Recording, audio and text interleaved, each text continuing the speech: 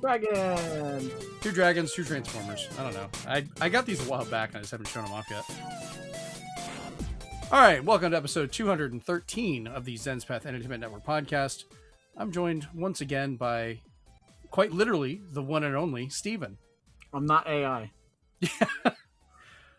Chris is off recovering because he's been traveling a bunch, and Chase just wimped out. He just wasn't feeling good and said, I can't do it. He's going to give me so much shit for that later, probably. He turned the DLSS5 on and he got sick. I could see that. Pretty much, most of this episode we're going to be railing, we'll just tell you right now, against NVIDIA and DLSS5. The absolute screw-up of Digital Foundry of handling this whole thing. Nintendo adding a very surprising announcement, firmware update, the same day as the DLSS5 thing, which was funny. As well as Microsoft being very confused about whether they are or are not going to focus on AI for everything. So before we get into that, though, let's jump into what we've been doing. And it shouldn't be too long because it's just 2 of us. So, Steven, why don't you take us into that? What you been doing, man? I played ZZZ yesterday. Shocking. That was it. And I'm going to probably start Assassin's Creed Shadows next week. I think I'm almost done with Chronos, so... We might as well also just throw our pickups into the same thing because it's just the 2 of us. Like, just talk about your stuff too. Yeah, like why not? I got my 2 dragons. I've got mine ordered. I gotta wait for them. I'm happy to see how big those are. That's awesome. Yeah, they're giant. And then my little kitty. Because shipping was free, I used my points and I got the Mario Galaxy pin set. Oh, I should have used my points and done something. And I got the T-shirt. Can't wait till this degrades. It's so shiny and flat. I'll have to tell you about it later. I found out a way to actually kind of maintain those with like acetone. Yeah, I saw a video about that, and I'm like, I want to test it. I've got some old one of my really older ones. Yeah, I'm gonna try it because I was like, theoretically, it sounds right. I want to see in practice how this works. I also got something that was featured on an older direct. It's Toa and the Guardians of the Sacred Tree. It's supposed to be like a 2-player Diablo. I'm like, okay. I like Diablos. I got Yasha, Legends of the Demon Blade. Best Buy was having a sale, so these games are like $10, $12. So I was like, okay. I got the next one in the series. I know Chase and I like it. It's the Killing Floor 3. I saw that the other day, and I was going to message you guys about it. Like, was this worth getting? And I was like, well, we've got so many other multiplayer games. Maybe it's only worth getting if you can get it for like $12 or less, because all it is a horde mode and nothing else. Oh, it's a fun horde is mode. It crossplay compatible? Let's see. Because I think I found it on Xbox. No. Oh, good thing I didn't buy it then. But it's PS5 Pro Enhanced. Okay. Yeah, I'd have to get PlayStation Plus or whatever they're going to call it now, and 2, I'd have to buy a PS5 Pro. Because of the random THQ announcement that they put out of Destroy All Humans 1 and 2 and Epic Mickey Rebrushed getting upgrades for Switch 2. I got Rebrushed because it's only $25 right now. So I got this version. I have Destroy All Humans on Xbox, so I wasn't going to get those. And then because I eventually want something on every system from PlayStation, I got MLB The Show, the last year's, for Xbox. That's funny. I just got to figure which year it was really good for Switch and get it then before they make a Switch 2 only version. True. I think that's about it, or you got more? That's it. Awesome. Well, we got through that quick. So for me, I was not traveling this week, and it took me most of the week to get back into normal time. Because after jumping back and forth between time zones and then having an actual time change happen in the middle of that, it completely threw off my sleeping pattern all week long. And I'm just now kind of getting back into it. So that's at least good. I've been playing a bunch of Resident Evil Requiem, which I was messaging you about it because I finally defeated Chunk. So for those that have not been aware, Chunk is one of the things you run into. I won't go into full description, but it freaked me out when I first found him. The name fits. Yeah, the name fits. But there's apparently multiple ways to kill him. And you can either not kill him, like just keep sneaking around, which I was Me. like, I'm getting stressed about that. And he pissed me off, and I killed him by stabbing him 3 times with the shots you can make. And it takes 3 of them, so make sure you have enough. And it is so incredibly bloody because he's like cussing you out. His blood is pouring out of him, and he becomes this like just disgusting looking thing. And then the best thing is it stays there the whole time. And then it just explodes. And it doesn't stay there the whole time. I actually was told by another friend of mine up who he used to work at GameStop. Today was his last day for various reasons, but he told me about like, the cleaning lady zombie you find in the bathroom. If you don't kill her, she will go around and can randomly show up at those bloody messes cleaning them up. Yeah, I got rid of her, so she didn't clean up anything. Right. I didn't know that. I was like, I love that detail, though, that she could just pop up somewhere scrubbing and then attack you. Yeah, because I didn't know you could also inject the butcher and get rid of him in one shot. I did that. So I just let him walk around. I was like, I don't care about you. He also stressed me out. Eventually he stressed me out, and I think when he followed me to the banquet hall, I requiem'd him like 3 times, and I got the key. So I was like, okay. Yeah, I got the key from him. You get a skull for killing Chunk, which does some stuff. But it's just funny that he's cursing at you the whole time and then just explodes. And it's just the mess that it makes. I finished that area, and now I'm playing the next section as Leon. And that's where I've kind of left it off at the moment. So I'll go through that part. I did break down because I was like, I'm going to wait and get this. I'll get it digitally. But the copies have been so hard to find, I picked up Bacopia. Which, yes, I'm aware it's a key card. Yes, I have also not been happy with key cards.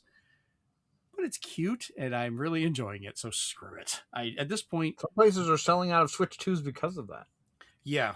I'm still not a giant fan of all the key card stuff, but we have so much bullshit going on in this world. I was like, fuck it, I just want to enjoy this. So I am enjoying it. It is cute. You learn abilities fast. Like, they just hit you with all the different abilities. It that even though there's stuff that takes time, and they use the real-time clock to tell you when it'll be done, so that's neat too. I like the fact that you don't have to like do a bunch of stuff right away. You can just take your time and go to each one and be like, how you feeling? And they'll be like, I would like this. And you're like, okay, I'll find that eventually. Or you can just go explore. People have been doing that too. So it's like, I would like to point out the restraint Nintendo has in regards to how bad this could have gone, or at least, I'm sorry, Koei Tecmo, of how bad this could have gone. This has every little bit that if this had released as a mobile game, you would be paying to get things done faster or to get supplies, or your moves would wear out during the day and you'd have to pay to get them back. And it has all the hallmarks there for that. And they don't do any of it. You're not punished for it. There are ways to apparently speed up building things, but it's natural stuff. I saw one guy do a trick that I'm like, you know what? As soon as I get an ability, I'm doing that. Yeah, like there's legit ways to speed things up. Like certain Pokemon might speed up a build or something, but it's not cheating. It's just, hey, you found a special way. This is not a spoiler because I don't know who to get it from yet. I don't think you really can spoil most of this game. You do whatever you want. But I watched one guy on his stream. He had the ability to suck up water. Mm-hmm. So you know how your character holds it? Uh-huh. He just walked to a new area, spit it all out, and then when you suck it all back in, it's like you watered the entire area already. And I'm like, and he's just like, and he was like, I apologize for anybody who's been watering everything 5 squares at a time. He's just like, you can just flood the area and then suck up back the water and everything's watered. And I was like, what? That's amazing. I know you can do certain things to get like temporary boosts and stuff, but I haven't figured that out yet. I've only played for like 2 hours. There's memes hidden in there. I like that the Pokemon just talk normal and they'll say stuff like, hey, yo, and like, how's it going? And stuff like that. Yeah, a friend of mine told me, because like I don't care about finding out like there's Pokemon in this. Like I assume any Pokemon is available, could potentially show up, so it's not a spoiler to me. They were talking about Wailamur, which I was like, oh, I love Wailamur. Weirdly has some kind of southern accent, and I was like, I don't know how I feel about that. Like, he is written to be southern. I'm gonna judge that since I live in the South. Somebody posted the meme of Charmander saying like, I threw up. Yeah, I flew up. Yeah, which is funny because I've got Charmander and he doesn't seem like he talks that way. So I'm wondering if that's just like a special thing. Yeah, I think that's just a hidden joke once he does something by accident. Cause I've had a few conversations where a Pokemon has gotten too excited. Nice. There's one where he's just like, I got the fruit, and he's like, where'd you put it? And he's like, right here, and he smashed them all. Yeah, I've found the Poke Center that's destroyed. Worked on the PC. I've brought water to a couple spots, and I'm just kind of exploring.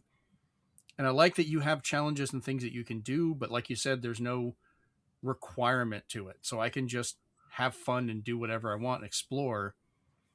And people have tried to say it's a cross between like Animal Crossing and other stuff, and I think that's wrong. I would definitely say Dragon Quest Builders, because that's part of what they built before, is definitely influenced by it. And then it wasn't Animal Crossing. I thought it felt more like what's that comfy farming game that's been around forever? I'm blanking on the name all of a sudden. Stardew Valley. Stardew Valley, because it feels like you're kind of building stuff up, bringing people in, and it feels more like that than Animal Crossing. I did feel bad for Game Explain because they shared their island they made, and they had a lot of people like come together and like make stuff, but then other people went in just to be horrible and ruin the place and broke it as much as they could. That sucks. Yeah, I'm looking forward to being able to share some of the things, but I'm going to be very selective about who I do. Like I'm sure you and I will play. One guy who had a dad who worked for NASA, he made an area that was dedicated to his dad of all his accomplishments, and you took like a little like cart that went on a railroad track, so it was kind of like a lesson as you went around the square of his accomplishments in life, and I was like, that's awesome. Oh, that is really neat. I'll probably have it semi-safe because I want Jennifer's going to eventually play it, so I'm going to want her to be able to join in. And of course, you and I will probably play it, and we'll see if Chase ever actually gets a Switch 2. They will probably because the Fire Emblem he has to. Yeah, that's true. That's once that was announced, it is requirement at that point for him. Beyond that, though, I've been playing Star Wars: The Dark Forces Remastered. That's one of the ones I picked up from Limited Run. The main reason I was using that as a test bed for another mode that we will talk about for the Switch 2 that occurred this week. But I forgot how much fun that game is. I never really got to play it too much back in the day on actual PC. And I think this port does a really good job for how it runs, how it looks, actually using motion control, almost like mouse aim, which is kind of cool. Gives you a little bit more fluidity to it, which I like. Yeah, I gotta pick up System Shock Remake now for Switch because Night Dive said they're putting on an update it's called the Console Parity Update, and it takes the Switch 1 up to 720 or no 1080, but it takes the Switch 2 version up to 4K, full frames, and mouse controls for aiming. And I was just like, oh. That's something else I need to try in Pocopia is apparently mouse controls are really handy and good. Yeah, people have said like when you're using like the boxing gloves and stuff like that, it's like a game changer when you can aim with just the mouse. Yeah, I mean it's playing well with the sticks, which is good. But I'm gonna 3D print. I found like some good designs people had for like a larger grip for the controller you can drop it into. One of which is shaped like a Koopa shell, so I really want to make that one, and at least be able to try it out because I think that's the only thing is like I just want a little bit better connection with my hand because it works well, but it's awkwardly shaped. So. And then lastly, Amanda, Jennifer, and I went and watched the Pixar movies Hoppers. And I have to say, this was a really good movie. It may be actually one of our favorite Pixar films. Just for the comedy, the heart of it. The fact it starts immediately off with the turtle is a win for me, and then jumps straight into frogs shortly thereafter. Made Amanda happy. And then there's turtle and frogs throughout the movie. We both really love the lizard. She's wanted me to 3D print her one to have in our bedroom that just looks like it's screaming. So I'm going to be working on that. I have the right color green to do it. And now I've got the red for the tongue and the other stuff. So I'll be printing one of those out. But yeah, definitely we'll be getting this once it releases on 4K. We want this as part of our movie collection. I don't know if it's in theaters. I think when we saw it the other day, it was Tuesday. That was the last day it was available. Like they were just saying they were taking it off, and I was like, that wasn't there for long. But we'll see. All right, so let's jump over real quick to the group chat, just for our little bit of stuff here. Jinkies. So I don't know why that always happens. Every time I do that sound effect and then I say that first I hear myself echoed on your side. And it's every time. And I don't know why. I don't know if it's because I played that tune and the microphone just hears it and then picks up more. It's just kind of funny. I'm just going to that's a whole bunch of behind the scenes people. You only got 2 of us. You're dealing with it today. Easter eggs. Right. This is more of the conversational episode. All right. So Demeo X Dungeons and Dragons, or Battle, what was it? Battlemarked. Battlemarked. Thank you. I should know. I bought it first. You motherfucker. We tried for a while to get you to buy this stupid thing. We were waiting for you to buy it. Talking about. Yeah, we'll go back. I have the recordings. Scrubbed. I love Demeo. It was a game I played. I got it on my Quest 2 back in the day. I then got it on the VR version on Steam. I talked with the developers. They were like, oh, cool, you liked it on VR. We're coming out with the PC version. They gave me the PC version for free, which was awesome, which I've been using, and all these versions are compatible. So we've been playing it a lot for a while. Now they've come out with this new version, which we've all picked up. Yes, Steven picked it up first, technically, because Chase and I were going to wait until you finally got it instead of us buying it and waiting again. But I think this is my favorite version of this series. Like, I like the changes that they've made to the controls, the storyline, the gameplay. I think the only thing you can't stand is the fact it doesn't say it's the monster's turn. Like, that bothers you. They got Lilith from Frasier to voice the narrator instead. So that's not confirmed. That's just what she sounds like. It's the enemy's turn. No, it's not the monster's. I was like, it's the monster's turn. But yeah, we faced our first boss, which was very neat to go through as well. I like when they're kind of warning you that a big area effect is going to happen, so either kill it or get out of the way. But I like the injection of the D&D into it. It's very well done. While the story's not like super engrossing, it's nice to have a story and to have things that randomly happen to your characters that you have to roll against your abilities. Which is really nice because it's not like it happens to everybody. It happens to whoever is walking around to a certain area, and it can go so right or so wrong. So you can, and they aren't labeled, so it just happens, which is D&D in a nutshell, which is awesome. But it works incredibly well on controller. Unlike people playing with their mouse or VR, I am always opening the door and getting the treasure chest. And not clicking on the box next to it because I was just like, I'm going to use my controller. Fine, I get it. I'm playing with mouse and keyboard because that's what I'm on for PC, but I will eventually break out the controller and try it.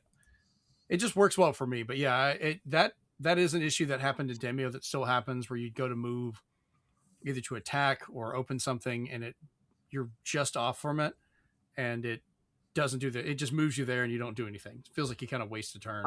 If I had one complaint is because we're so used to the original Demeo's 3-level system when you picked like what you were going to do or where you were going to go. Right. Is it's not inherently told to you when you start a stage if it's going to be a one shot, like one level, or if it's going to be like a few levels. So, you have to kind of guess whether you want to use certain abilities that'll say it'll last until this, because that might be the only level it lasts on. Yeah, I mean, we know we're playing through campaign 1 right now because there's 2 campaigns that they've got listed. And then there's a series of one-shots that you can do, which the one-shots seem to be some of the larger dungeons because we finished one of them in the game and it said that one-shot was unlocked. So I think we can revisit those.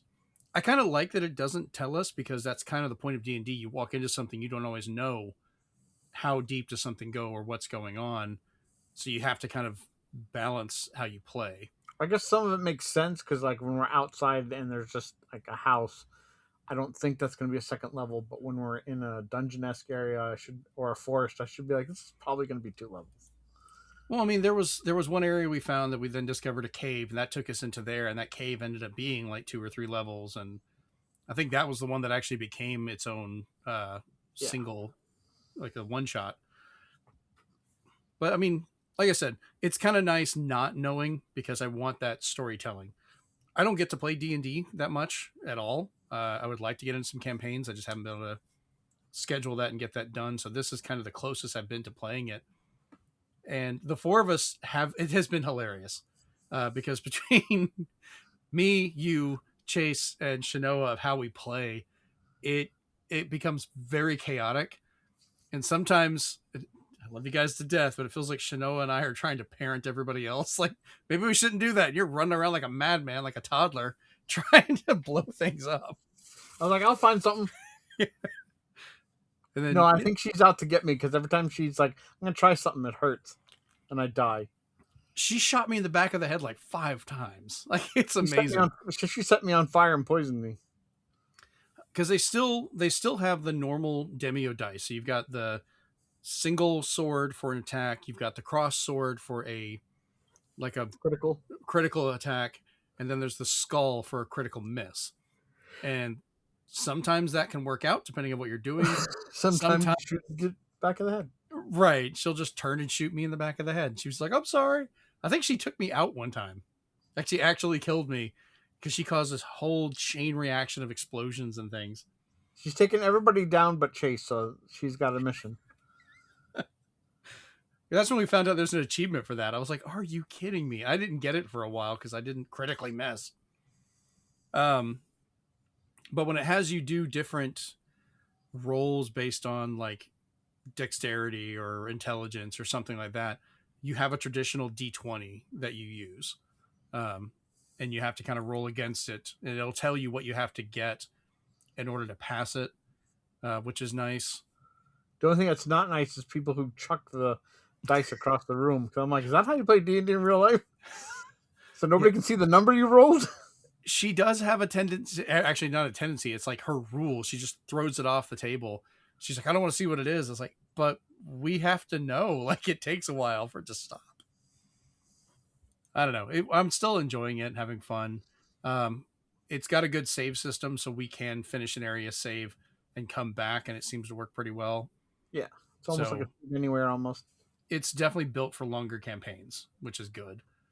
And we're, like I said, we're still tearing through the first campaign. We haven't even gotten, I don't know how far we are in it. But we faced our first big boss, which was that dragon. We've had people betraying each other and things changing. And I think, like, depending how your roles go, you can have different effects for how the story might change, which I think this one, Demeo was always fun and you could replay it, but it felt more like bringing out a board game you already knew and playing it.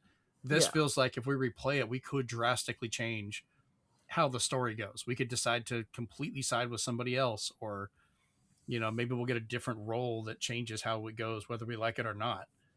And I like that. And this is before they've already announced they're going to be expanding it and adding more. I'm sure some of that'll be free. They did that for Demeo. I wouldn't be mad if they added entire campaigns, even if it was paid DLC. I think, I can see why they made that spin-off, the Demeo battles, that all you do is fight. Yeah. A lot of people like just doing that too. Definitely for like playing cooperatively with people for online, it is absolutely fantastic. And you can play it in VR or regular with one purchase. You don't have to get different ones, but they're fully compatible. And it's cross-compatible between PC and PlayStation.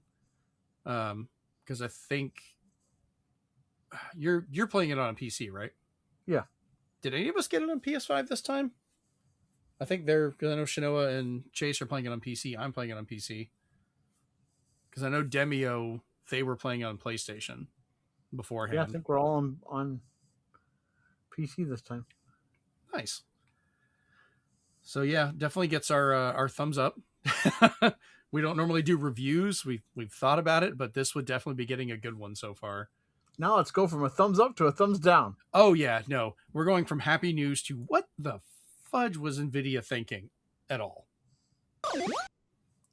So NVIDIA and Digital Foundry both dropped the DLSS5 on everyone, and the blowback for both has been harsh.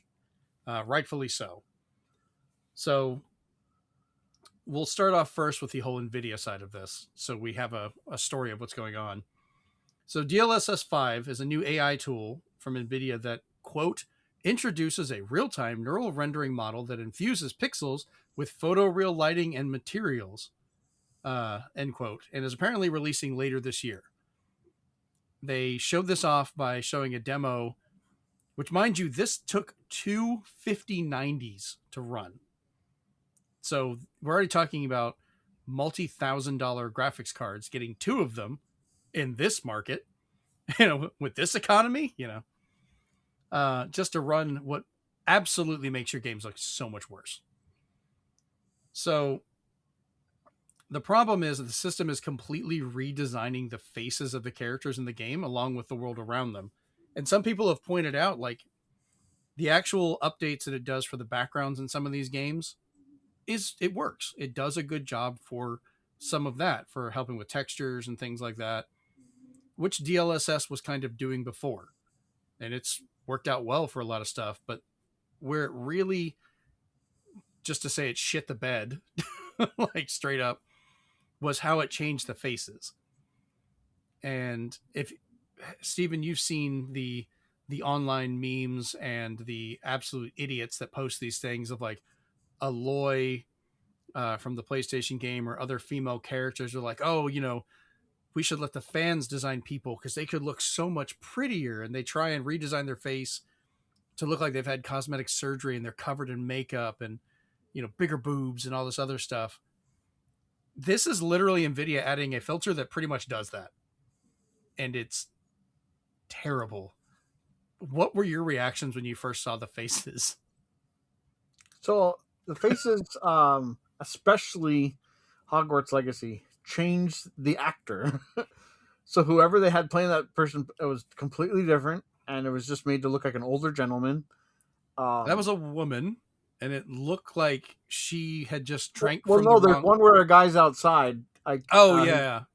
And when they did it over him, he aged like 30 years. And I was like, you're changing the characters. You're changing the actors, most importantly, because there's an actual actor behind Grace from Resident Evil 9. Yeah.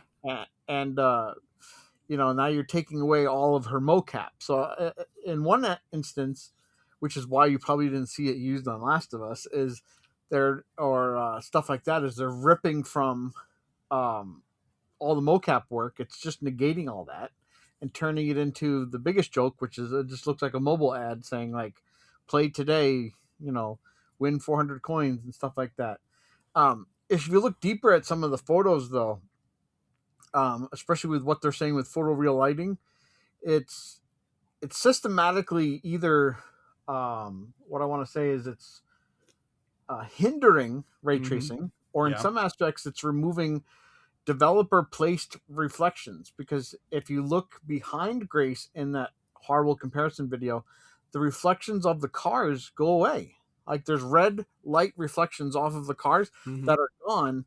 And when they try to say, well, look at this lamppost, I'm like, no, you actually got rid of the reflections and you put in a fake reflection to be like, this is what a reflection would look like if it had no light. So when you have a game, especially with the RE engine that does very good lighting when you're walking past like a broken window that has light coming through it, that's gone under this because it can't run that. It doesn't run any kind of proper shadows. Shadows are pretty much deleted unless they're simple shadows.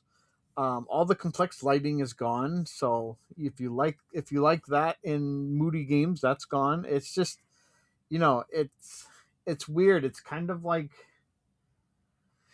opening a screenshot in MS Paint and just messing with it. Like you ruined it. The way I described it, and I had made a post over on Threads, which I think it got almost like 200,000 views and like thousands of comments and stuff. It kept me busy for most of the week. It was kind of funny. But I described it as going to the Louvre to go look at all these artists' paintings and being forced to wear those AR goggles, like the AI ones, and having it change how every painting looks. And you don't get to actually see the work. You get to see what the AI thinks it should be, and just ruins the experience. And that's what it's doing for the games. Like all the artists are just stripping it. And like the The woman from Hogwarts Legacy, the older lady, I don't know the Yeah, story behind it. We looks don't super normally old. talk about that. Yeah. She looks like she just drank from the wrong cup in Indiana Jones. Like she And is the just decrepit. and the soccer ones were horrible because it looked like somebody posted just like a filter on just the face because now the lighting didn't match. They Yeah, just looked like deodorant commercials, and I'm like, ew, what the? and those aren't even supposed to be like, an actor playing a role. That's an actual person being represented that's changed. And that's going to be adding details, and I'm air quoting the hell out of that may not be there or never were involved. We have no idea how consistent this is going to be, because you might boot it up and have the character look one way, and then another scene or another gameplay later, it looks completely different because the AI decided to do something different. And then what I see may not be the same as what you see. So that consistency goes out the window. People, if they're trying to put screenshots of a game they're playing, they're going to keep throwing up like, oh, look how weird it made my character, or it did this or that. And it takes no context into play. For instance, with Grace, the scene they showed, and I don't think this is a spoiler because this is from the very beginning of the game, but the It's on whole the point, trailer, really. right? The whole point of where Grace is going during that scene, she is tired, she is disheveled, she's being forced to go to this place she does not want to go because it's where her mother was killed.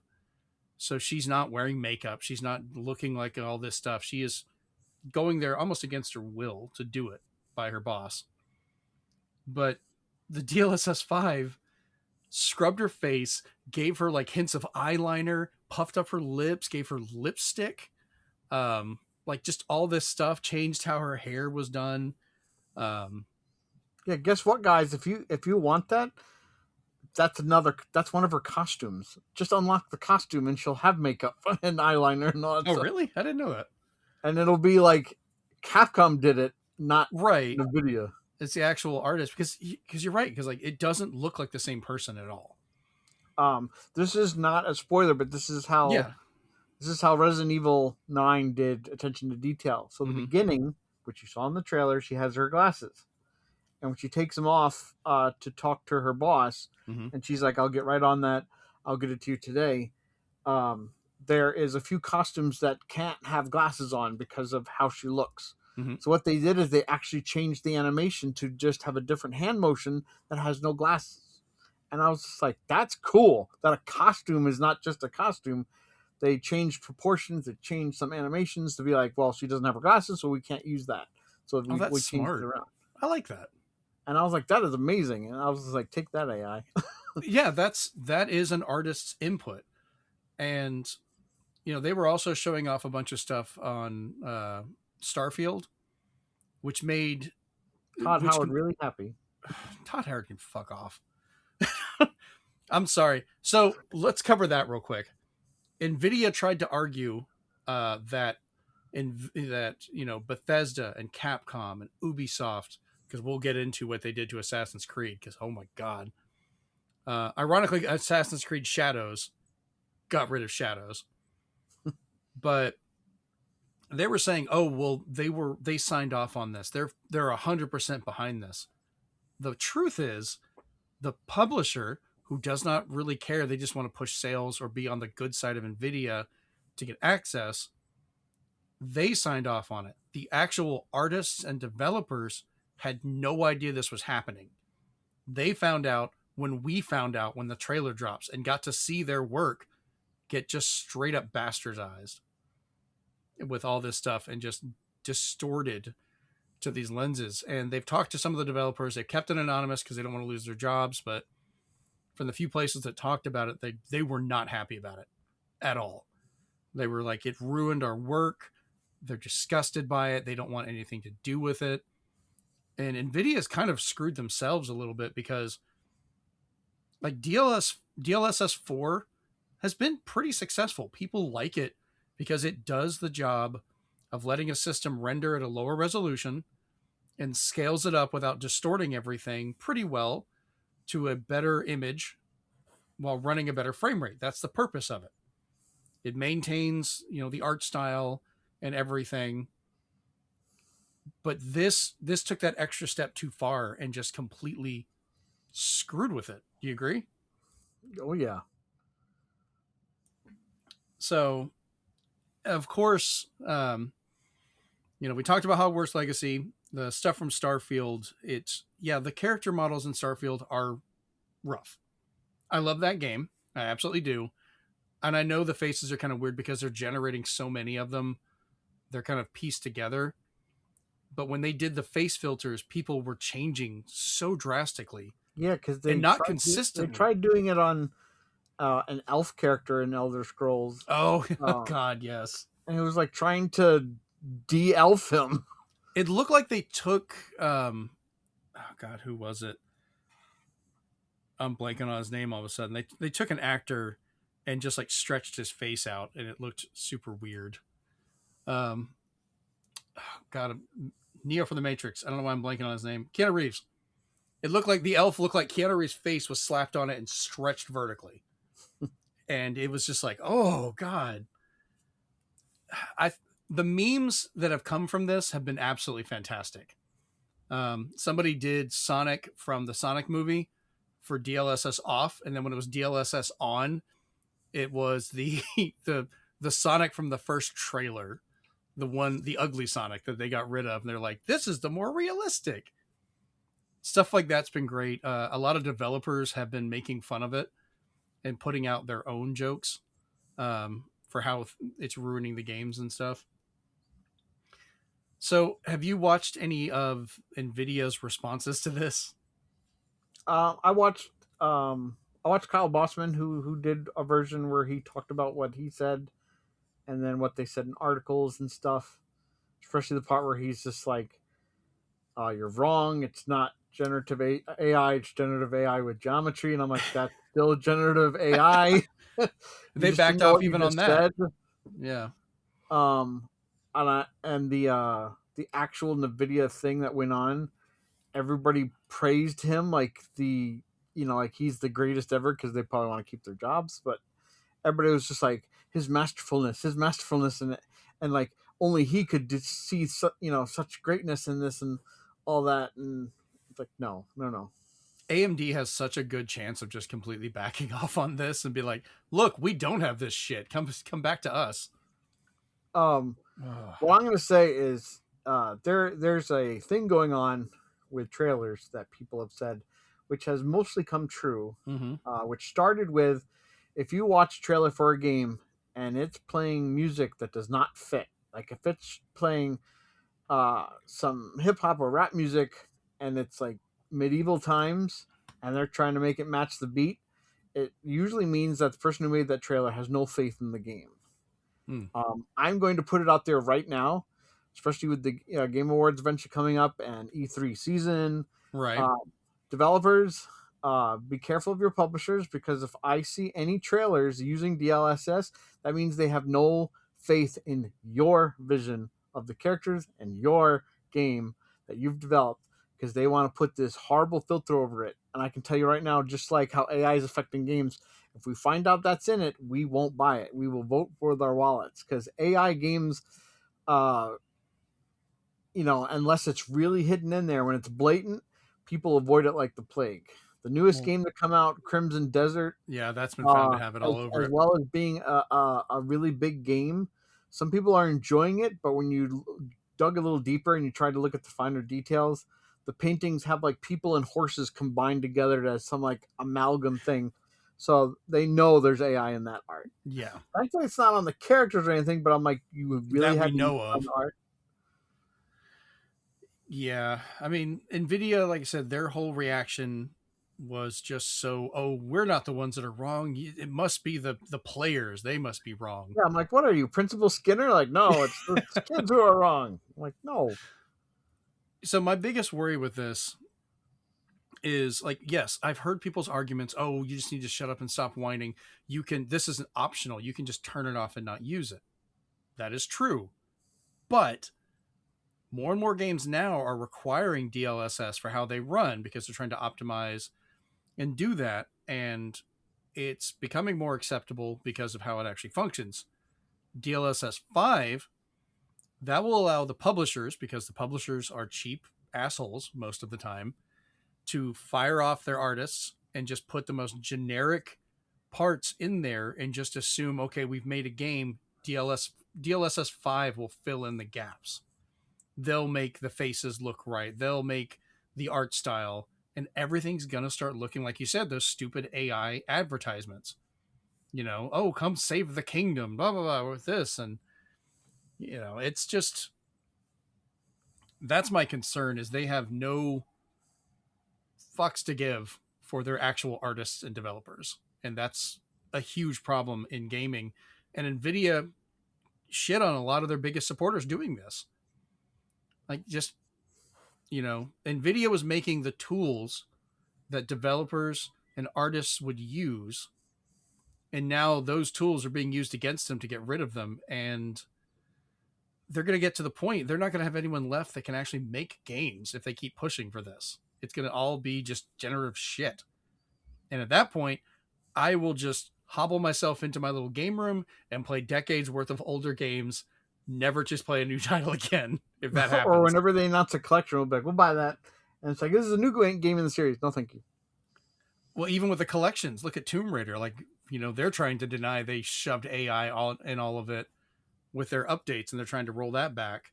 So that one broke it, in fact. Yeah, bugs and glitches. But I have tried not to update it. I'm not even going to play it till I hear it's done. So I can't even rely on that happening.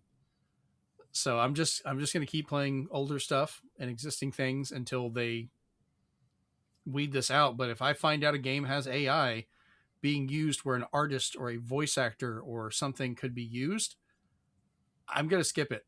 I know people are like, oh, you're complaining, and I'll be hardline about it, but we have to take a stand on these things. If you need any proof, go to the subreddit for NVIDIA, and all the comments are removed or hidden by the moderator, because I was like, yeah, it's going well over there too. Yes. So let's move on to the other spot that this went over like a lead balloon. So Digital Foundry's Richard Ledbetter and Oliver McKenzie did a 16+ minute video just raining the praises down on unveiling of NVIDIA's feature for DLSS5 and what it does for gaming. And they have rightfully had the shit ripped out of them for this. Because, Digital Foundry, a lot of people, honestly, I'll say trust them to look at technologies and break things down. And they do get into the weeds sometimes, I think. But they would usually have a passion for it. Like, they were trying to show this is different than this. This is how this works. And I enjoyed their deep dive into Road Rash. It made me look for some copies. And the people involved in that, I have a feeling Digital Foundry is going to split. And I think we're going to have a hardline divide where two are going to continue, two are going to move on. And I hope the other two do move on, because I want to see the stuff they do separated from this. And I'm glad to see some of them start showing up in other things like episodes of Retronauts or guesting on other videos. And I've been so happy about that. But so the backlash for this video is severe and quick, with them having to put a video up the next day to try and explain their stance. And I will say right now, the fact that they were receiving death threats for this is too far. People should not be going over this, no matter how pissed you are, whether you support AI or don't support AI or whatever. Yeah, you should never Gaming get is death not worth threats. that. You should never get death threats over an opinion. Yeah, you can like think that opinion's the wrong. Dude says it's just your opinion, man. And what I'll lead off with those two is, it took them 9 minutes to even utter the word AI. They kept calling it revolutionary lighting, and I was like, shut up. It is. And the funny thing is, we've all learned how the lighting systems work. It's removing the lighting. Yeah, it's not revolutionary when you've torn off the light bulb. Like, Digital Foundry is where I learned the terms and how to look for like screen space reflections and how ray tracing worked, like back when those were new. And it taught me that PS5 has better shadows, so never buy Xbox games. Oh, they had so much fun with that. So when they did the video, like I said, Richard and Oliver were just all over the praises for how this stuff works. And it's kind of come to light that Oliver apparently is very pro AI for stuff. And that kind of taints how I feel about some of his content. because it does feel like he just wants these results. He doesn't care about who it affects or what it does. And this isn't an improvement. Like, looking at this video, I still look at people and like, how do you see an improvement with this? It's so broken for its intent. And like, it looks like high-res GoldenEye characters getting their faces painted on there. And I'm like, I've seen high-res GoldenEye from mods and it looks better than this shit. Like, people, what was it? Like, have you ever seen the images of like the super realistic textures in Minecraft? Where it's like, it's still modeled as a cow, but it has like this flat squash, real cow's face. That's what this feels like. And that's the other thing. We never saw, and they do at least mention it a little bit, we never saw anything with an actual dedicated, I would say extreme art style. Like they said it would work on Minecraft, but they didn't show Minecraft. We didn't see anything like Borderlands, which is cell shaded. All these different games that have these drastic. Imagine trying to put Okami through this. Or like Mad World. Yeah. Oh God, Mad World's such a good one for art style. I love that game. It would butcher it. It wouldn't know what to do with it. So Rich and Oliver, during the apology, which I'll just say it's the apology video or explanation, they tried to say that they should have waited for the public reaction before they made theirs, which I'm like, no, if you're going to say something, say it. You don't wait to find out what the reaction is and then sail your ship in that direction. If you're wanting people to know what's going on, just go ahead and say what you're going to say and then see if it matches or doesn't. Sometimes it won't. Sometimes it will. You should still be independent with that, because that's the whole thing. They've been pushing that they're independent now after splitting from Eurogamer, and it kind of, people are just like, is this video mean the NVIDIA check hasn't cleared yet? Or, what's going on? Because their initial video, people were trying to report it as an ad. Like, it felt like an ad that just was not reported as an advertisement. Yeah, I lost a lot of respect for them, because it's like, there's other people out there who know how to do the frame rate stuff and show comparisons now.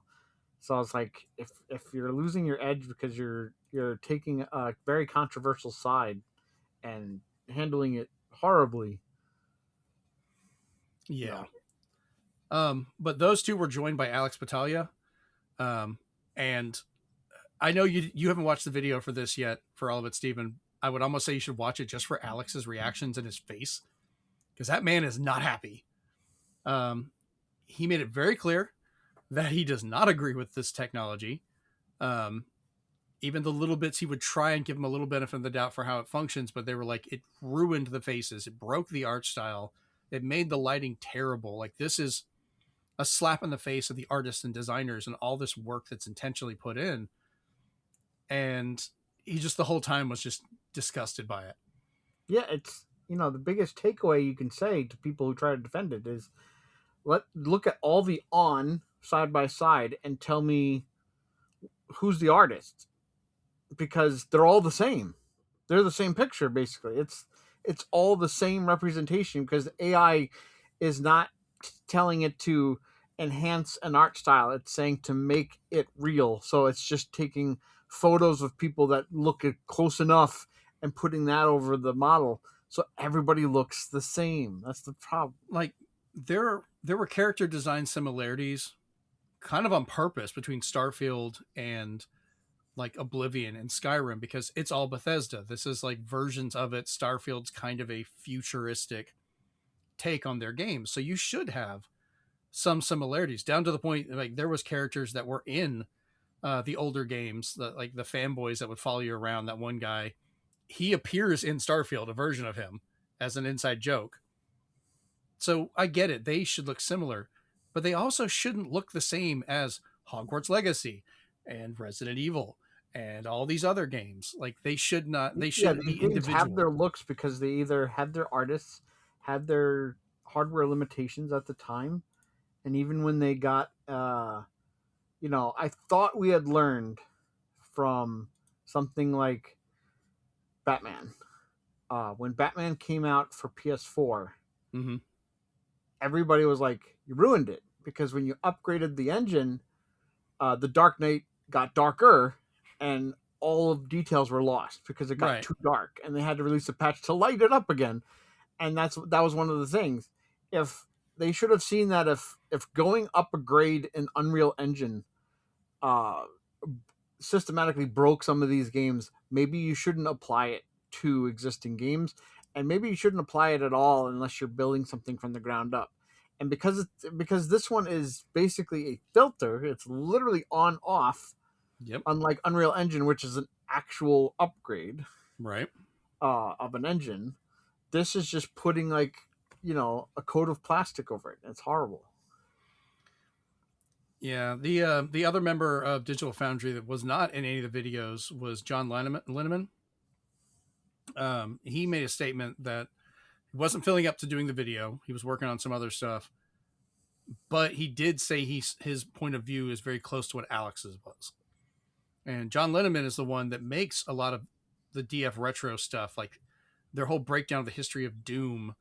The one you talked about also got me to find a bunch of the games too for Road Rash and things. Like that's why I just recently got Road Rash 64, was because I was looking for that and added it to my list, and I've got most of them now. But him and Alex, they have, they may not always have views about some of the tech that I agree with, which is fine. I don't want everyone to be the same as what I am. That's boring. You and I disagree on stuff all the time. And it's great. We have fun with it.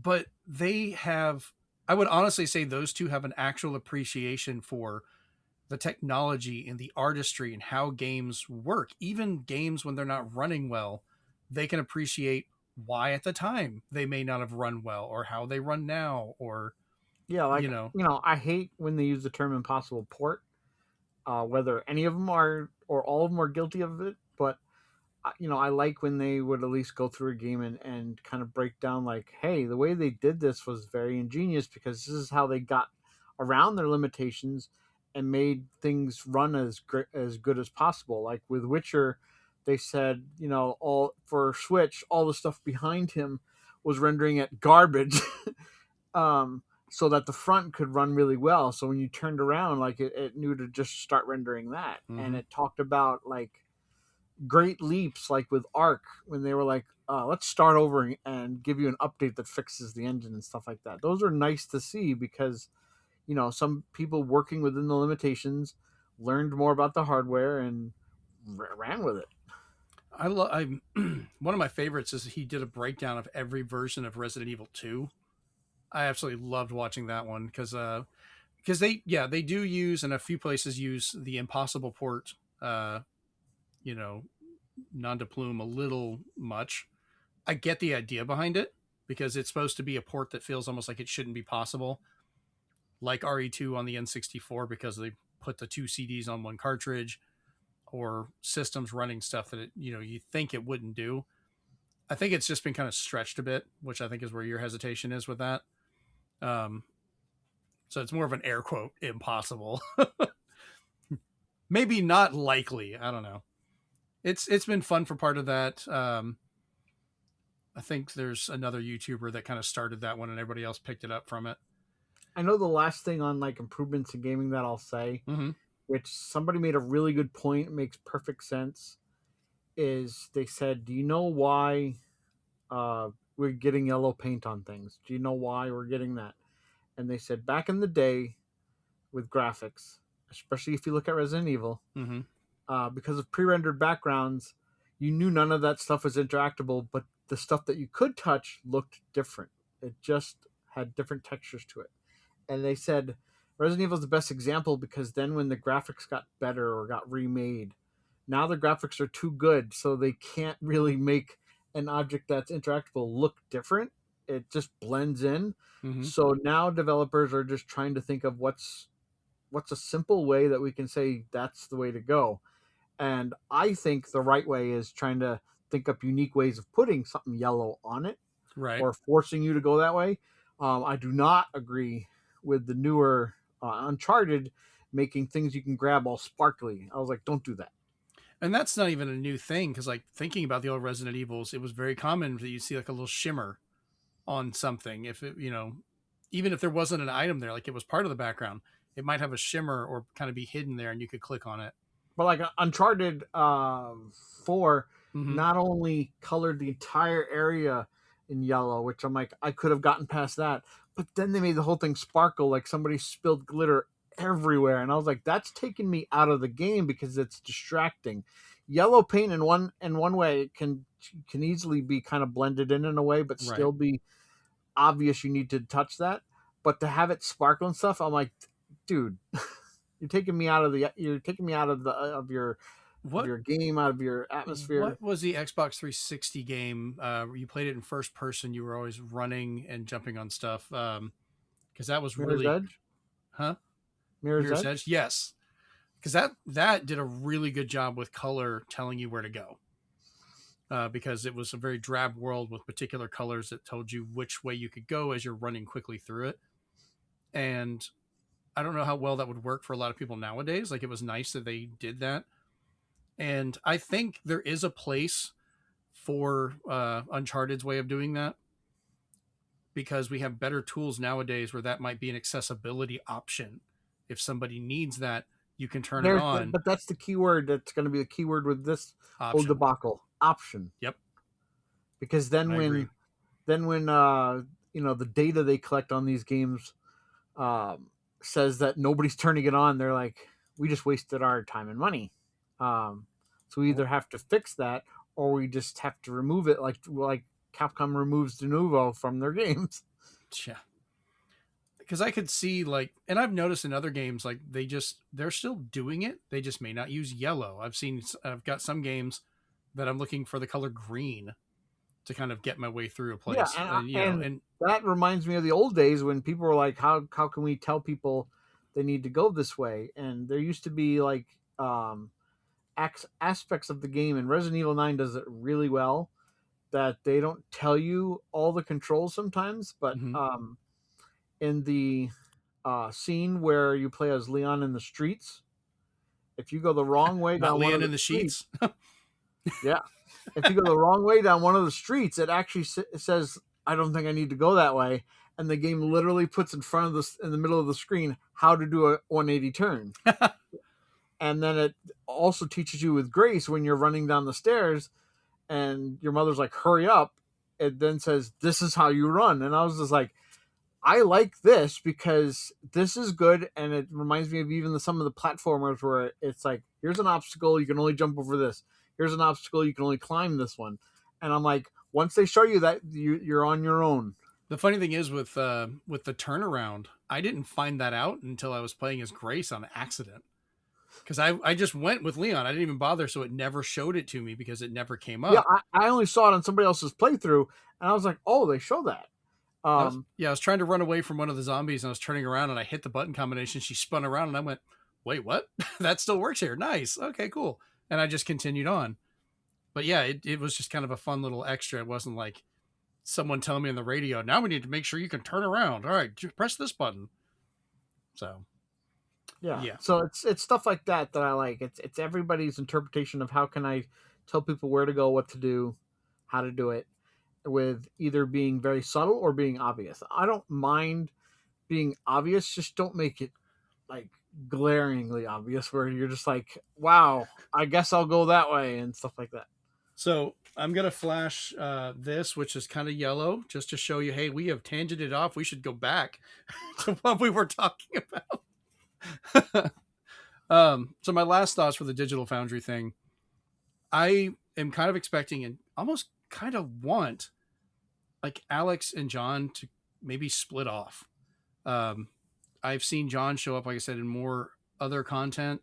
And I think if he actually ended up making his own stuff, a lot of people would probably support that, because him and Alex would feel like, yeah, it'd be another channel that's doing videos about old games and things, but they would have the technical knowledge behind it, the people they could talk to, the interviews and things that they do, and could do almost documentary style on more of these videos. And I think they could do well with it, because Digital Foundry, this might be something they are going to have a hard time getting back out of.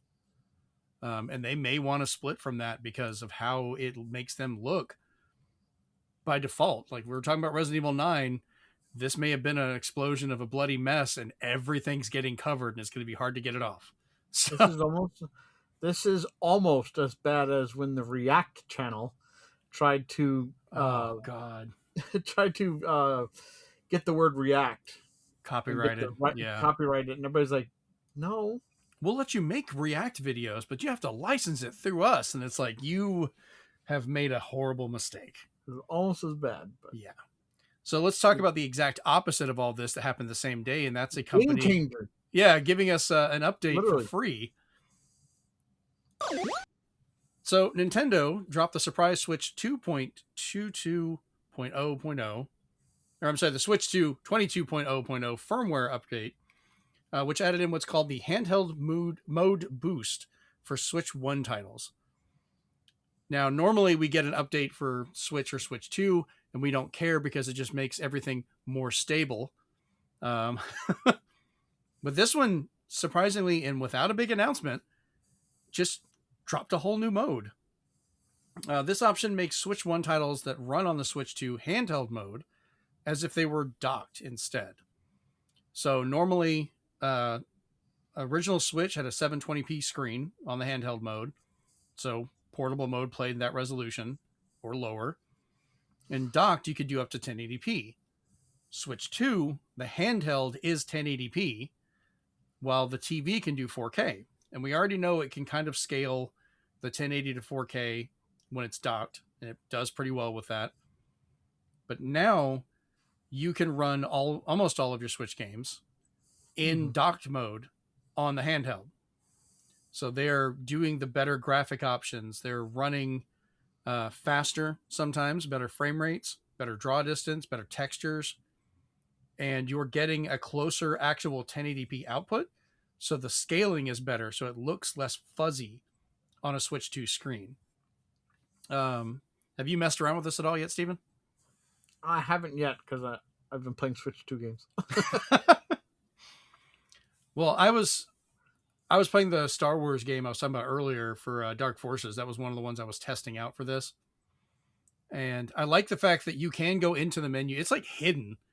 You got to go into the settings, go down to system, then scroll down and find it. And I'm guessing they have that now as a test just to see how it runs. But you can turn it on and off while you're in a game. Because then when you go back, you'll see the graphics switch over to the other mode once you get back into it. It's basically just acting like you undocked it. So you can visually see what the difference are. Like, it made a pretty big difference for stuff like Nier Automata was running a lot better. The textures were a lot cleaner. I had more stuff drawn in at a distance. People loved like Xenoblade Chronicles X on it. All kinds of stuff. Yeah, that's the funny thing. Xenoblade Chronicles X is actually looking a little cleaner than the Switch 2 upgrade. Which I'm kind of glad I didn't get the Switch 2 upgrade. I never bought it. I was going to buy the cartridge, and I'm like, I don't know if I want to now because it's running better. Xenoblade Chronicles 2, on the other hand, that got a big update because it's still kind of fuzzy, but not nearly what it was because handheld mode was rough. Like, it scaled really low. It just didn't have enough power to run it properly on the Switch 1. So now we're getting that docked resolution on the Switch 2 as you walk around, and you're getting better stuff. Can you just imagine how well the Wii U would have done if it had a mode where it boosted Switch 1 games to kind of get rid of some of the grittiness or the blurriness of the Wii games. So it's like, so you could play Last Story in a sharper mode, and man, it was nice being able to play it on there with using HDMI for recording things. It was convenient but not perfect, and you could output a proper 1080p on the gamepad, but then it's small and you're likely having to use a Wii remote, which was not terrible, but it would have been nice to see a boost. Yeah, this is great because we never even got stuff like this. Like, imagine if the 3DS or new 3DS had a boost for DS games. That would have been huge. But they didn't really have a scalable version because you never had. That's, I think, the benefit of the Switch and the Switch 2 is you have both those modes of docked and undocked. So that makes me wonder, like, if we get a Switch 3, however many years from now, in handheld mode, will that play Switch 2 games in 4K? Will that do the docked version handheld? Because I think that's the benefit. God only knows what it'll do to Switch 1 games, if those are still compatible somehow. We have the DSLL64 filter. No kidding. You'd have to do something with that. Hey, look, another actual good use for DLSS if it's still around. So the other things for this, the Joy-Cons that are attached to the Switch 2 are viewed as a Pro controller, because when you're docked, you don't normally have those controls. If you want to use a Pro controller, you just have to detach those. That's your one caveat. So you're probably playing in tabletop mode anyways. Just take them off, set them down, and go. Also, the touchscreen does not work for most titles. If you try and use it, it says it's disabled because, once again, when it's docked, you don't mess with the touchscreen. I tried a couple games. I have one that is a Switch 1 title that is, you can't actually play it docked because it's a touchscreen only game that's part of another one for Rive. And I have to look and see. I don't know if it got a graphical update. It may have just not run in docked mode at all, but it let me use the touchscreen. So we'll have to see. I think they might have some title by title updates available. Yeah, it could probably be for the ones that are touchscreen only, that they're like, yeah, it's not using any more power, so it can take the boost. Yeah, I know.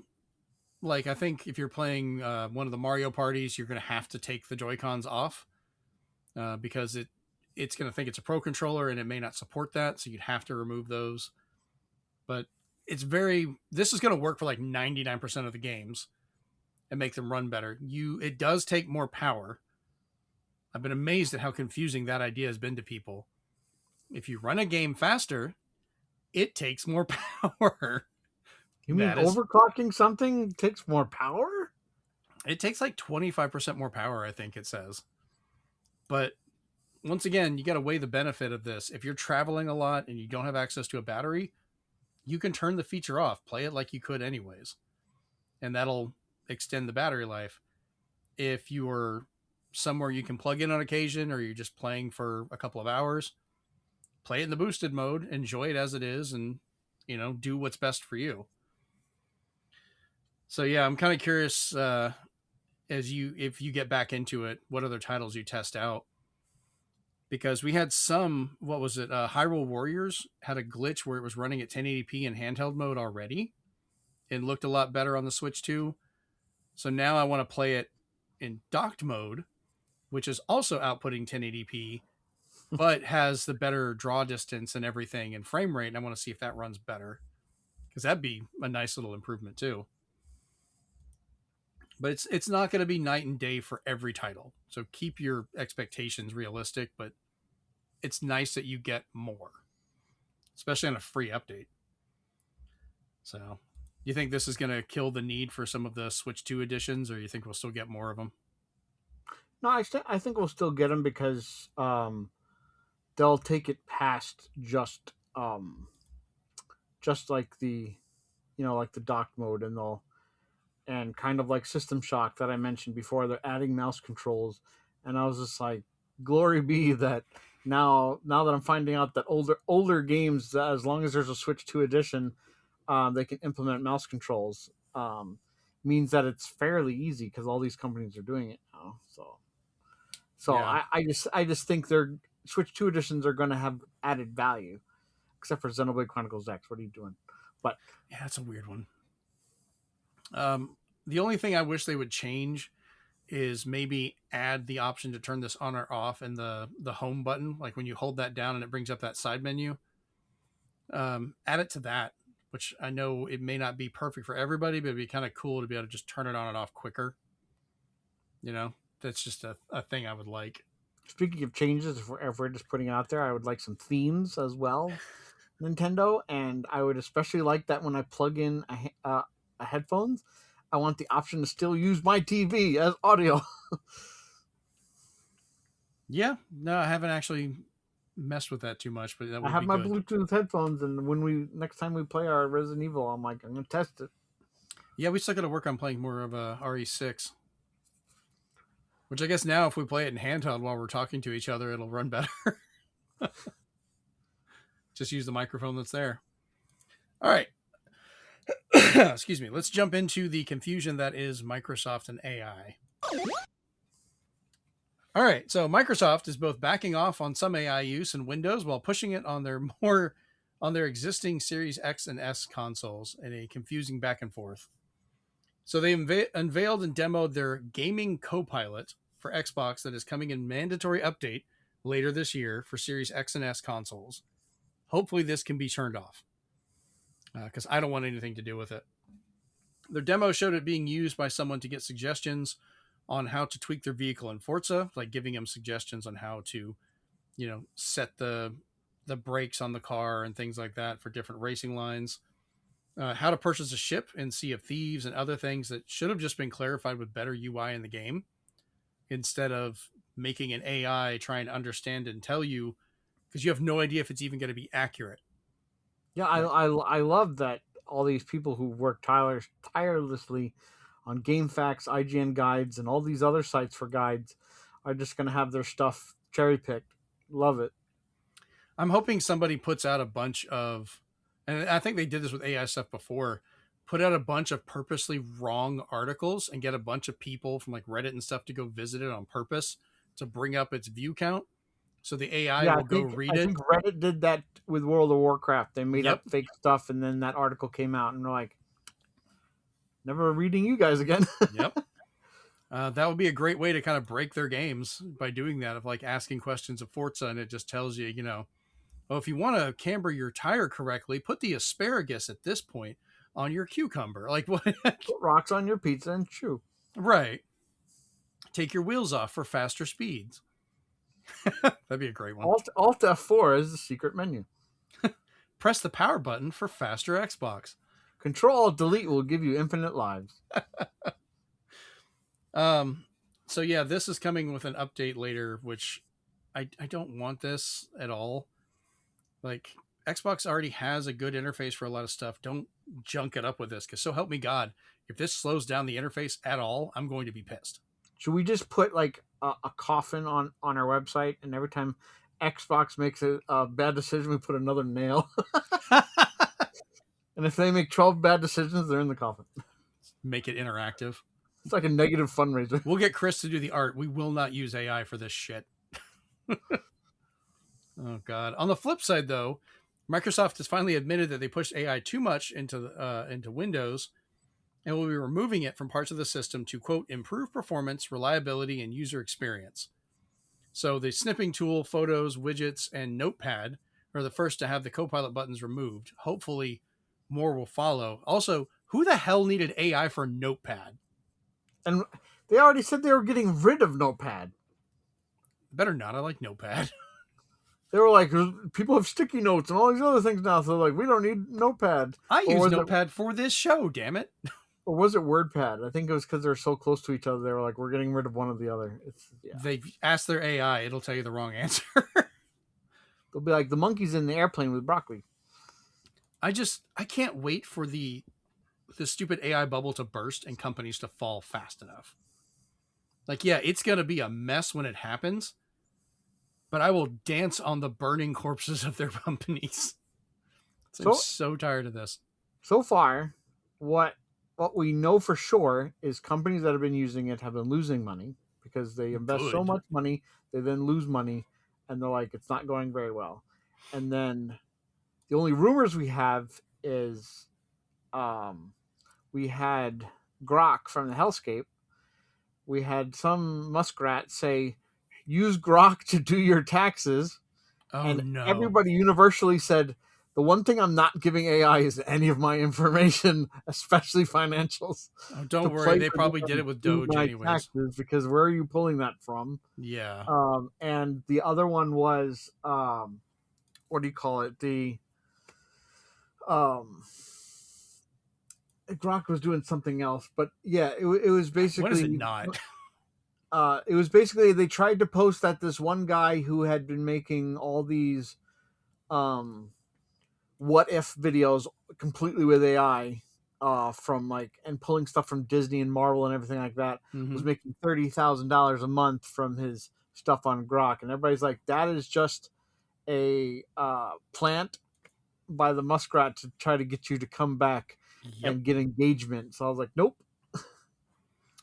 Yeah, that place, I'm never going back there. Even if someone posts like their links, like, oh, they'll send me a link for something. And if it's on that, I'm just like, I don't need to see it. I'm I good. kind of use it like my Facebook when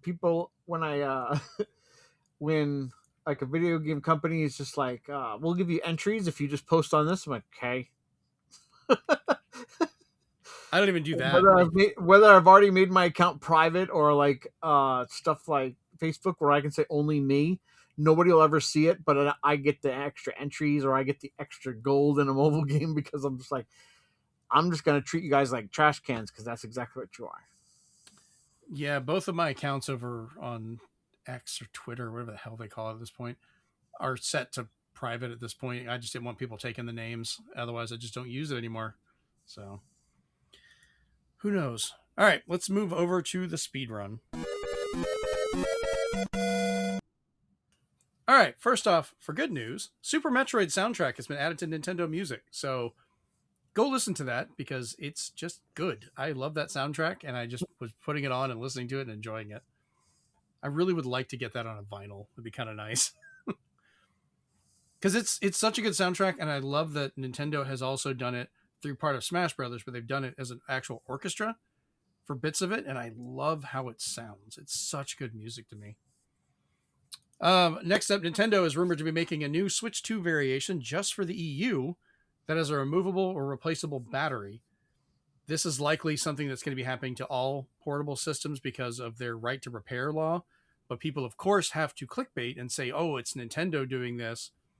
And it's, they're just making a new one and making all the people that bought the first one suffer without actually realizing this is a law and it's only for there.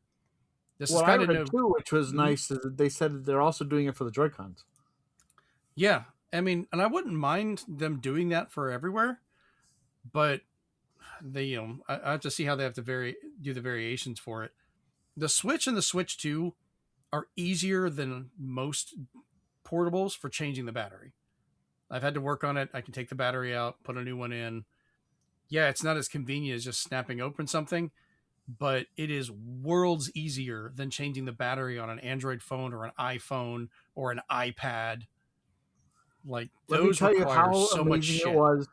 How amazing it was to find out with the original Switch that in the Pro controllers, it is essentially a 3DS battery. And since it's not having to run 3D or screens, it gives you 80 hours of battery life instead of. I will remind, because we haven't done this yet, we will still open it to find out exactly how Steven knows what's inside of a Switch. It is sitting here reminding me as this slightly swollen with solder corpse. That's the EU version. It's got longer battery life and extra solder for protection. More conductive does not mean more power.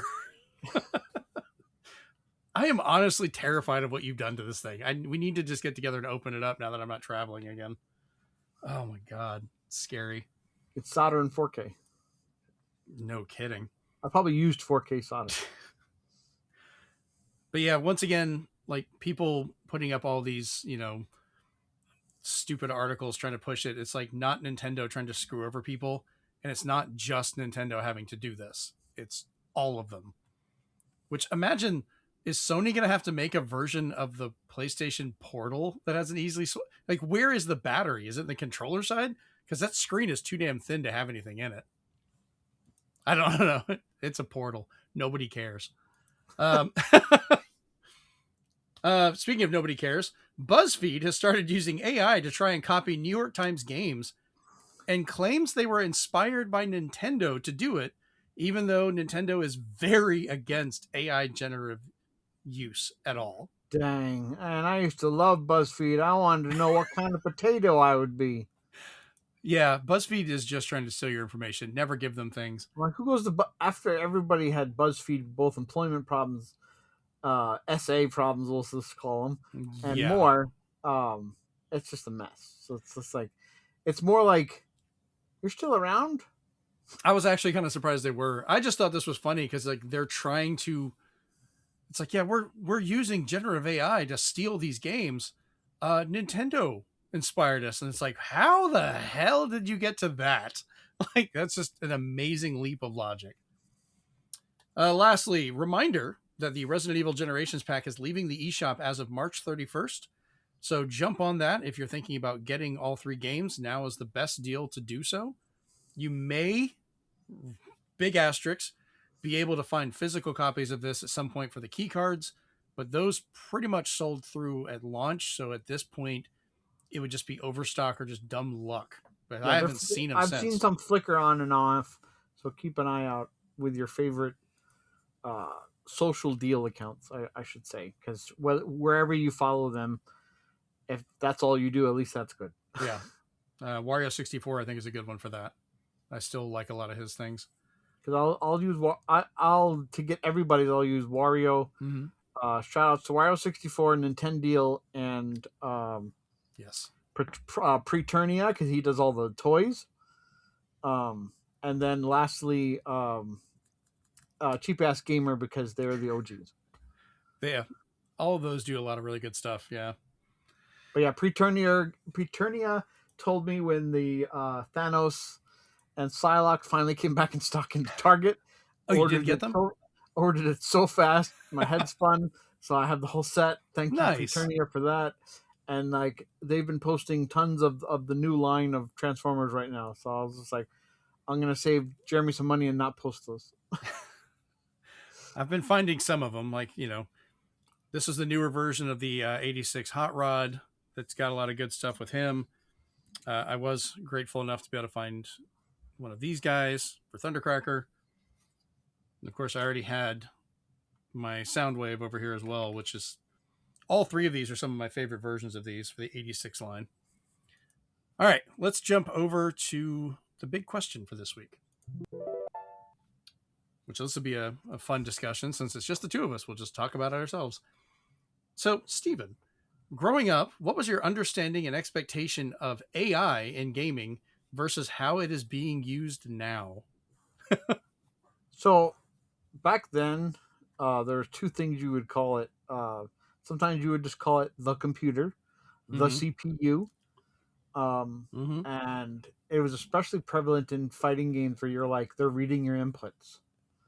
Because when you put it on harder difficulty levels, you're like, some of these things aren't possible. You'd have Blanca walk forward and then do a roll, and you'd have Guile do his flash kick from a standing thing. So you knew the computer was cheating, but then you knew it was just some kind of computation.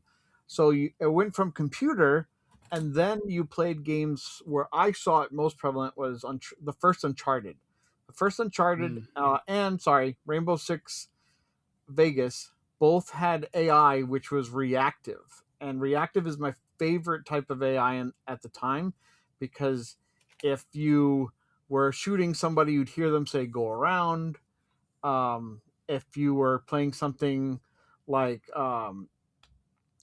even Titanfall 2, especially Titanfall 2, holy crap. Titanfall 2 like perfected it, because they would say whether they're being gunned down, if the guy's getting away, if the guy's above you, below you. Like, it was super reactive, and I was so immersed as the character that the enemies understood me, that it wasn't just, they're going to spawn in here, and then you're going to shoot soldier A, B, and C. Instead, it was just, they were just like, we need to regroup, we're getting gunned down, we're getting demolished here. Like, you could play the game again, and the AI would react differently. And it was really just pulling from what you were doing, instead of pulling from some outside source. It wasn't trying to, saying, whoa, we took doing the Madden thing and saying, like, we took 1,000 videos of people clotheslining each other and made this video. It's like, no. When Madden used to say, like, we went through all of the team's actual playbooks and made all the plays run out exactly how it should be, that's how I saw AI. So AI back then was literally artificial intelligence. And for me, now I guess it's more called machine learning, because of how those things work. And I like when some kind of machine learning actually can be used to improve graphics of a game too. It's happened to when people were doing the Resident Evil HD editions for the old school Resident Evils, and making the signs readable and such, because they said they literally painstakingly went through with machine learning and taught it how to just like nitpick little pieces of graphics that weren't destroying the artist's vision, Mm-hmm. but were making them clearer so you could read them. It wasn't doing the thing where they made Silent Hill in Comic Sans. I was That's about still to the ask funniest about that. example. Yeah. But it was just doing small improvements that you could see a difference, and it was nice. But how it's being used now is just, I guess the easiest way to put it is it's tracing paper. So whether it be an artist who's just tracing somebody else's artwork and saying, I did this, or it's somebody changing the file name to theirs, it's basically just, a way of making a shortcut, and a bad one at that, because it's not reactive, it's not working with you at all. It's just basically just pulling from sources that are outside the game's realm and making it just inherently horrible. So I had to stop and think about this one because, you and I both have been playing games for a while where like we grew up originally on like the NES and things like that. And the term I couldn't remember when I had first heard it, because you, as you had pointed out, we would just call it the CPU or the computer or, things like that. But I think the first time we were kind of hearing AI, or I was thinking about it more, is like, do you remember the bots you could have for like uh, Perfect Dark when you were playing that, and you could have, because I think that was the first one where it felt like you had more realistic other players to play against, to fill in if like only a few of you were playing or Yeah, you you could wanted to set their play. mood. Like, are they revenge bots? Are they offensive hungry, defensive hungry? Like, you could kind of set their mood, which is cool. And they really blew up with that with Time Splitters, that series. They had so much fun of what you could customize. So that was kind of where I would take the thought of AI back then. Not so much of an actual artificial intelligence, but how competitive or world characters in your world would react. Like you were talking about, like um, Rainbow Six, especially Vegas. It's one of my favorites where you really, if you cranked it up and gave them more options, you'd really have to watch out for them because they would be playing dirty. Like it would feel like they're cheating sometimes. Like they, shoot you through windows or through other spots and just kind of take us out, which can be fun. You want that challenge. Um, it was also a lot for like racing games for more realistic competitors, playing through the Gran Turismo series over the years where it would get, it was bumper cars to begin with, and they became better at following their lines or how they would actually react to, I think one of the more recent ones that was really good was like Dirt 5 and some of the later Forzas, where how you played would drastically affect how the others would react to you, and kind Yeah, of use that. I didn't like when companies used, I'm going to call it carnival AI. Yeah. And the biggest things were rubber banding in racing games, and games like NBA Jam that which suddenly they wouldn't miss their shots. I think, yeah, for those, they're just trying to maintain the fun. So it was carnival AI for me. It was just like, we're making sure it's not too easy. Right. It wouldn't be too easy, but too difficult. Mario Kart, I think, goes back and forth on that, where if you're playing with people, obviously you don't have that as much, and it's more fun to kind of compete. But if you're racing, it tries to keep it where you can still win, but you're not winning by like this huge giant amount because they don't want you to just dominate and get bored with it, Yeah. which can work to a point. It's they've gotten better about not making it as obvious, but sometimes it is.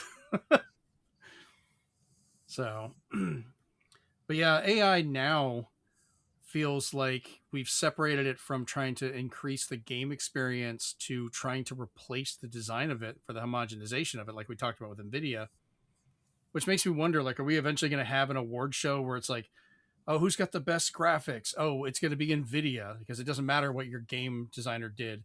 NVIDIA made it look like this or like that, and that's what you're playing as, They're imposing themselves onto development in a way that they shouldn't be. They're a tool, not the finished product. They should be there to help the artists and the developers make these games, make them better, give them better tools each generation to produce it, instead of trying to have everything produced by it or pretty much smeared over it. I want AI to go back to being how the characters in the world interact with you. I know it's not true artificial intelligence. We've yet to make it to that yet. No matter how much they try and say with AI, we are not there. It's just computers regurgitating a bunch of shit that they get. Yeah, I want it to be internal. I just, because not, not, I know the energy consumption. I know the water consumption. I know the energy it takes to the part where the data centers are trying to be built and getting rejected by the townspeople because they're end up paying more for it. But overall, I feel because then it's more regulated by the company itself how much power they want to be responsible for is to have AI be all internal. Because if something is pulling from your internal database, then it's just going to learn to improve itself. And therefore, as we've even seen from popular shows and stuff like that, it's technology like that ends up then being used by actual humans to approve upon something because then they can see something work better. And the best example I can give you is I'm probably getting his name wrong because it's a computer, is Big Blue in chess. Yeah. Because he's not using the AI that sucks. He's using AI that's learning. He's taking all these games he's playing and he's only getting better. And he's also then showing his work so that other chess players can be like, wow, I didn't know you could do that. And then integrating his knowledge into theirs. And that I think is helpful. Is you got beat by a computer. So what? You learned from it because then you learned how it played a certain person and maybe you want to adapt. So when it causes humans to adapt in a good way and not adapt or die, I feel it's very helpful. So, I miss those days. And that's actually a good point. Like, because you and I still find it funny how we found out we both love playing chess in the middle of a game that really had nothing to do with chess. But we both grew up playing chess games, and I think we can probably think back to like how that competition was from back on the NES or the Game Boy, and as time went on with different chess games, how it became more difficult just because of how their AI was designed, or the difficulty of what they'd put into it, the size of the database it would pull from, things like that, and you could scale it to kind of feel more realistic. Like you wouldn't really see them making mistakes like a real person would, but you would kind of learn to play against the fact that they're always going to make particular movements back to try and make them make a mistake in that regard. And that was kind of a fun way to play against an AI. Stuff like that was, I don't need them to simulate being human. I just need them to play. Yeah. And if anything, make me better. Knowing that it wasn't somebody else's game you were pulling from, you're only pulling from your own computations, does make me feel better because you're not, I don't know, taking my own games into account or anything like that. You're not just learning just to beat me or something like that. Because I feel that's what AI does. Is that AI is basically that guy who talks a big talk, but then when you ask him questions, it all falls apart because he doesn't know what he's talking about. But he took what was needed to pull on the facade so he can say like, I know all this stuff, and you're like, so what would you do if this happened? He'd be like, I don't know, eat a cookie off a banana or something, and it would just be wrong. Like another fun use was in Smash Brothers for Wii U, as well as Smash Brothers Ultimate, where you can train the amiibos. Loved it. That's my favorite part of Ultimate. And we would train up these amiibos for other people to compete against, and the fun would be figuring out what the strengths and weaknesses were. Like, oh yeah, you've got it really powerful and it does this, but that leads to it having this fault, and finding ways to do it. And then that would kind of train it differently, or we would mess with other people's Miis and purposely do certain things to get it into these habits it shouldn't have. So we're kind of giving it a weakness on purpose, which piss off some of my friends. stop teaching him that. Like he's trying to grab all the time, or he's trying to do this now. We try and break the AI, air quotes, for that, and then store it on an amiibo, and we'd have fun with it. Like that's fun. That's internal, like you said. It's not doing anything to take someone's job. It's not like I keep losing, so I'm going to download Hungry Box's AI and now see if you can beat my Jigglypuff. It's like, what? No. Right. It was, and some people could do that, and it was just not a good way of doing it. Again, mm-hmm. I'm going to say Capcom, because they didn't use AI the way you think. Mm-hmm. Is when they did two of the pros, one being Justin Wong, and they said, do you want to actually fight them online? We had them go through like tons of matches, and we basically put it into a computer, and it spits out this character who basically tries to fight like Justin Wong as close as he can. And while he was just like, I don't do that anymore because I evolved, he said it was really cool that he could see a lot of his stuff he would do, which he calls footsies and stuff, in that game. And I was just like, kudos to Capcom for showing us that internal AI is awesome. Yeah. I mean, stuff like that, that's a fun way of doing it, not trying to make up how that person does it, because it could be wrong. Like you said, they change over time. So yeah, I think we're bigger fans of how AI used to be treated than the whole apocalyptic mess that is now, that feels like it is trying to ruin the world. Let's just go back to good bots and perfect dark, please. I would like that. All right, so let's go ahead and wrap up the big question. Well, this has been episode 213 of the Zenspath Entertainment Network Podcast. I can't talk tonight. But if you are listening to this podcast, please go over to youtube.com/ZenspathCom, Zenspath.com, to watch the video edition of the show. Leave us a thumbs up. Subscribe. That way you know when the episodes go up, when we do extra quarters eventually. You can also leave us a comment. Let us know your thoughts on AI and gaming. What were your earlier experiences versus how you view it now? If you're watching this and you want the audio version, just look up Zenspath Entertainment Network Podcast. Anywhere you get your audio podcast, you'll find us there. Leave us a review on those. Let us know where you left the review, because we can't always find them. If you want to talk to us directly, the best place is our Discord, which you can find over at Zenspath.com. We got a whole section there that lists for the Discord, Instagram, other places that we've got content. You can find out where our socials are to talk to us. But once again, Discord's just the easiest way. Small group, but we have fun. We get together, play games, all kinds of stupid stuff. All right. Well, I've been your host, Jeremy Powers, joined this week only by Steven. And we're out. Peace. This is no longer an Xbox. This has been a production of the Zenspath Entertainment Network Podcast by the staff at Zenspath.com. The show is created and edited by Jeremy Powers. You can find the video edition of the show on our YouTube channel at ZenspathCom. The audio edition is located wherever you find your podcasts. Links to all versions of the show, as well as to our Discord where you can talk with us directly, is located at www.zenspath.com. Please leave us a like, thumbs up, comment, and review where you can to help us grow.